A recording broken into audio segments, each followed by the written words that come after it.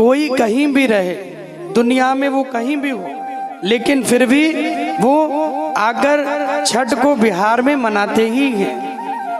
और अब बिहार से, झारखंड से होते हुए छठ का ये पावन पर्व केवल भारतवर्ष नहीं बल्कि विदेशों में भी ये पर्व अब मनाया जा रहा है। कोई कहीं भी हो बड़े हर्ष उल्लास के साथ इसको मनाते हैं।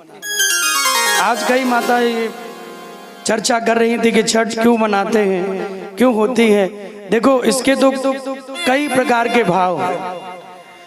छठ माता जो है, ऐसी मान्यताएं हैं छठ पर्व की कि ब्रह्मा जी की मानस पुत्री है छठी मैया, और देवी दुर्गा का जो छठा रूप है कात्यायनी माता, उनको ही छठ माता कहते हैं। और विशेष रूप से छठ पूजन जो छठी मैया को भक्त मनाते हैं तो संतान की रक्षा करने वाली देवी हैं। पुत्र के लिए विशेष रूप से पूरी दुनिया में सब उगते हुए सूर्य को जल देते हैं, लेकिन पूरे भारत में, पूरे विश्व में एक ऐसा ये छठ का त्योहार है जहां अस्त होते हुए सूर्य को अर्घ दिया जाता है, प्रणाम किया जाता है। तो संतान की रक्षा करने वाली देवी हैं, इस कारण इन्हें सौभाग्य, लंबी उम्र, अच्छे स्वास्थ्य की कामना के लिए ये व्रत किया जाता है। महाभारत काल में द्रौपदी जी ने पांडवों और अपने परिवार के लिए ये व्रत किया था, छठी मैया का व्रत किया। और जब पांडव जुए में अपना सारा राजपाट सब हार गए, तब द्रौपदी जी ने छठ मैया का ये व्रत बड़े पावन पवित्र भाव से किया, और छठ मैया की कृपा से उनकी सारी मनोकामना पूरी हुई।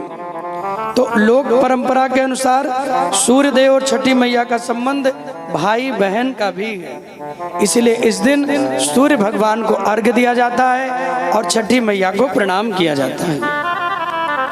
एक और मान्यता है कि जब देवासुर संग्राम हुआ और देवता असुरों के हाथों से हार गए, तो जो देवताओं की माता है अदिति मैया ने एक व्रत किया कि हे छठी मैया, मुझे एक तेजस्वी पुत्र की प्राप्ति हो। और तब भगवान वामन पुत्र बनकर के आए और देवताओं का गया हुआ राज्य भी भगवान ने उन्हें लौटाया। तो ये भी छठ मैया की कृपा से हुआ है। तो इसलिए इस दिन सूर्य देव के साथ छठी मैया की पूजा होती है। बच्चों को बीमारियों, रोगों से बचाकर उन्हें लंबी उम्र और अच्छा स्वास्थ्य मिले, यही छठ मैया से हम प्रार्थना करते हैं। तो लोक आस्था का ये पर्व है और पूरी दुनिया में मनाया जाता है। डूबते और उगते हुए सूर्य को जल चढ़ाने की बड़ी सुंदर परंपरा है। भगवान सूर्य पंच देवों में से एक है और प्रत्यक्ष दर्शन देने वाले देवता हैं।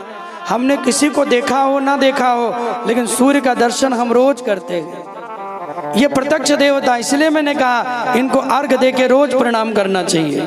ये बड़े पंच देवों में बड़े शुभ देवता है। इसी कारण किसी भी शुभ काम की शुरुआत पंच देवों की पूजा से होती है।